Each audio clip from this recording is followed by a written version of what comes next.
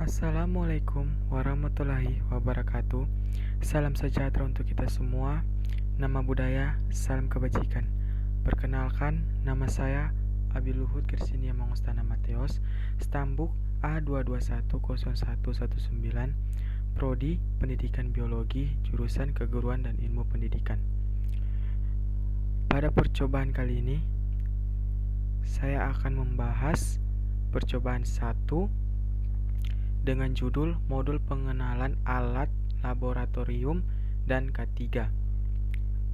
Asistensi Dewi Masita.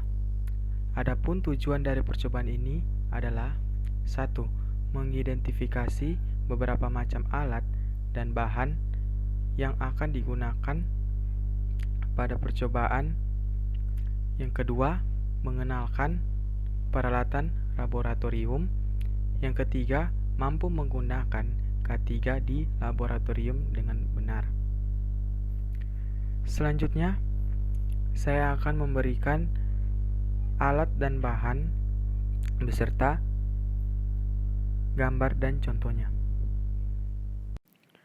Saya akan menjelaskan alat-alat dan bahan-bahan yang dipakai untuk percobaan. Yang pertama yaitu gelas kimia. Gelas kimia berfungsi sebagai wadah untuk mencampurkan suatu larutan dan dapat digunakan sebagai wadah untuk memeraskan suatu larutan. Selanjutnya saya akan menjelaskan gambar kedua yaitu gelas ukur.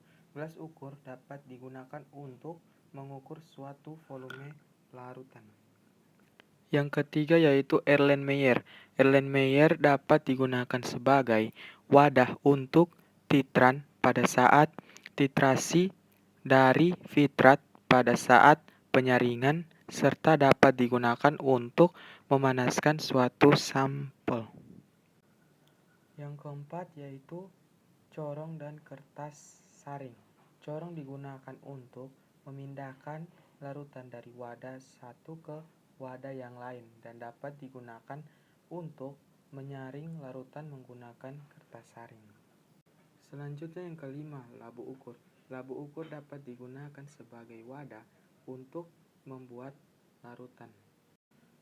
Selanjutnya yang keenam, tabung reaksi berfungsi mereaksikan dua larutan atau lebih dan untuk memanaskan larutan tersebut. Yang ketujuh, rak tabung. Rak tabung reaksi digunakan untuk menyimpan tabung reaksi. Selanjutnya gegap atau penjepit berfungsi untuk menjepit tabung reaksi pada saat pemanasan. Selanjutnya plat tetes berfungsi untuk menyimpan cairan yang diteteskan. Selanjutnya gelas arloji berfungsi untuk menimbang suatu bahan kimia dan digunakan untuk penutup wadah. Selanjutnya batang pengaduk digunakan untuk mengaduk larutan. Selanjutnya yang ke-12 yaitu spatula digunakan untuk mengambil bahan kimia yang berupa padatan maupun kristal. Selanjutnya termometer digunakan untuk mengukur suhu suatu larutan.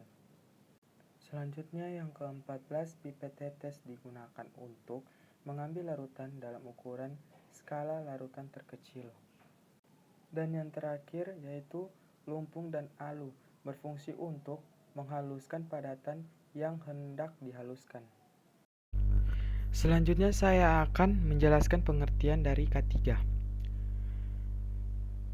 K3 terbagi menjadi 3, yaitu pengertian menurut filosofi, keilmuan, serta menurut standar OHSAS 18001/2007.